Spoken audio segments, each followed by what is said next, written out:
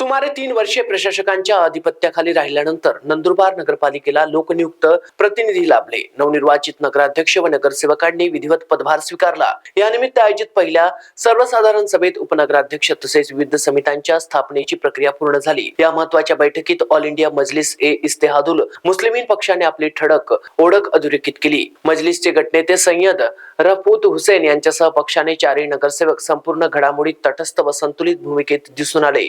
विशेष म्हणजे मजलिसने ना शिंदे गटाला पाठिंबा दिला ना भारतीय जनता पक्षाला. त्यामुळे पक्षाची स्वतंत्र आणि तत्वनिष्ठ राजकीय भूमिका स्पष्ट झाली. मतदान प्रक्रियेपासून अलिप्त राहूनही दिवसभर नगरपालिकेच्या आवारात मजलिसचे चारही नगरसेवक चर्चेला केंद्रबिंदू ठरले. पारंपरिक आणि सन्माननीय अशा शेरवाणीत नगरपालिकेत केलेली त्यांची एंट्री सर्वांचे लक्ष वेधून घेणारी ठरली आणि मजलिसची ओळख, राजकीय व सांस्कृतिक ओळख ठसठशीतपणे समोर आली. उल्लेखनीय बाब म्हणजे यावेळी नंदुरबार नगरपालिकेच्या निवडणुकीत मजलिसने एकूण 6 उमेदवार रिंगणात उतरवले. त्यापैकी 4 उमेदवार नगरसेवक म्हणून विजयी झाले. नगरपालिकेत मजलिसची उपस्थिती आगामी काळात रचनात्मक विरोधकाची तसेच जबाबदार व प्रभावी भूमिका बजावण्याचे संकेत देत आहे.